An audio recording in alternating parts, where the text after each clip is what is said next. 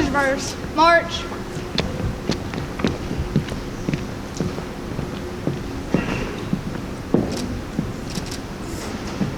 Present. Arms.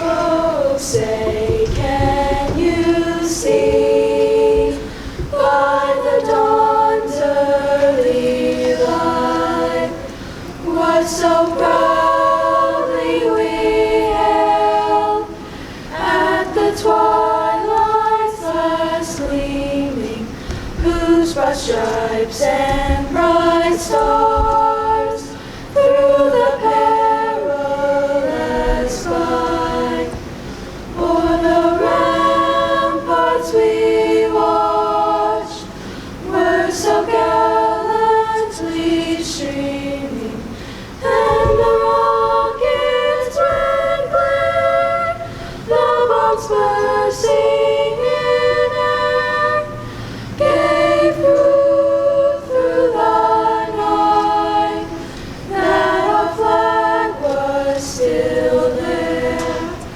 Oh, say does that star-spangled banner yet wave o'er the land of the free and the home of the brave?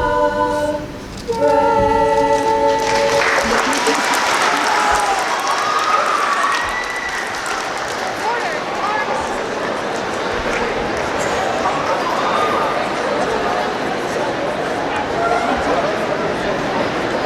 Elgar.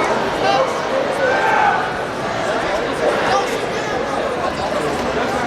Hey, Skylar. That was my favorite for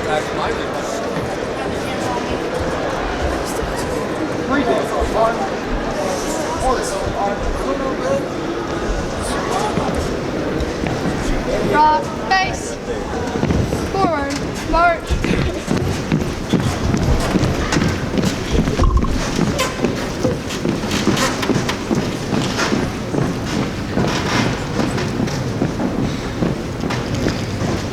Thank you, choir. Good afternoon, students and faculty of Knox Central High School. It's an honor and privilege for Sharon and I to be with you today to speak briefly about a group of Americans that we're all appreciate, a group of our citizens that we're all thankful and grateful for, our veterans, the protectors of our country who have served honorably for a period of time in the U.S. Armed Forces. Thank you, Sergeant Major Hembry, for the invitation to speak today. Would all veterans in attendance please stand to be recognized? Okay, we have some. So give them a round of applause.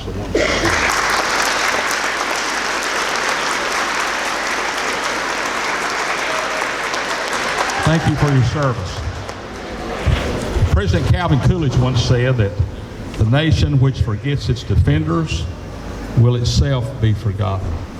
And I stand here today and declare that Knox Central High School remembers and honors our veterans for their contributions and sacrifice to our country. In our country's 247-year history, we've been in war in all but about 17 years. 12 of those were considered major conflicts, like World War I, to include World War I, World War II, and the longest war in American history, the Afghanistan War, which lasted more than 20 years, with the Vietnam War a close second. Today, as we struggle to make sense of a world filled with war and uncertainty, rest assured that you can count on the men and women of our armed forces, like the veterans here today, who in their time on active duty, some on battlefields far away, protected and defended the citizens of the United States against all enemies, foreign and domestic. I want to call out 3 of our veterans here today. Colonel Shackelford, who served in our country's longest war, Afghanistan, Sergeant Major Hembry, and Sergeant First Class Parsons, also known as Drill Sergeant. These three veterans make up the core leadership of our JROTC Panther Battalion and are responsible for teaching Army Corps values to the cadets at Knox Central and Camp High School, molding cadets to become leaders and citizens of our world and country, better preparing them for a future. Now, when I mentioned Drill Sergeant Parsons, a great NCO, by the way, it reminded me of a story about a young soldier in line at the reception station for his first haircut. The young recruit had long hair, and he was taking the reality of losing that long hair pretty hard. So the barber asked him if he wanted to keep his sideburns. Well, when he replied, yes, I would like that very much, the barber promptly cut them off and placed them in a bag and handed them to the astonished young man. Said, here they are, and humor in uniform. When Lee surrendered to Grant at Appomattox in April of 1865, he went around the room and spoke to Grant's officers who were present.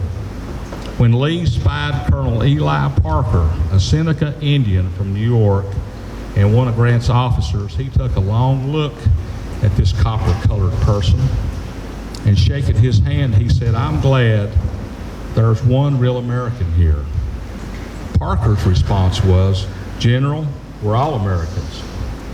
Veterans come from different economic and ethnic backgrounds. In my Ranger company in Vietnam, I served with Richard Badmilk, a Sioux Indian from South Dakota, Pete Gallegos, a Spanish American from Texas, and Jim Lathan, an African American from North Carolina. But as Colonel Parker said to Lee, we're all Americans. Speaking to the elements of the Third Army in England in July 1944, on the eve of battle, General Patton said this, everyone plays a vital part in the vast scheme of things. The ordnance men are needed to supply the guns, the quartermaster to bring up the food and clothes for us. Every man in the mess hall, even the one who heats the water to keep us from getting sick, has a job to do. He should have added, you need a sergeant major like Sergeant Major Hembry too. But for you're a pretty tough crowd. For the 18 million veterans alive today who wore a uniform, all played an important role. A vital part, as General Patton would put it, that ensured success of the mission. All were willing to put their lives, their dreams, and their future plans on hold so that you, the citizens of our country, could sleep peacefully in your bed at night without fear of an invading force upending your life. Maybe George Washington said it best when he quoted from Micah 4:4, everybody shall sit under their own vine and fig tree, and no one shall make them afraid. His thought and dream was for us to live as free people without fear of military oppression and tyranny, governed by a system of fair and impartial laws, all made possible by our veterans. Today I stand before you and declare that our free and lawful nation was established on Judeo-Christian principles and continues to exist because of our belief in those principles and the sacrifices of our veterans. I would like to close today with a quote from Douglas MacArthur. The soldier above all others prays for peace, for it's the soldier who must suffer and bear the deepest wounds and scars of war. For the 18 million U.S. veterans alive today, your country thanks you for your service and willingness to serve honorably in service for our country. It's been an honor for me and Sharon to be here with you today. May God bless each of you and the United States of America. Thank you.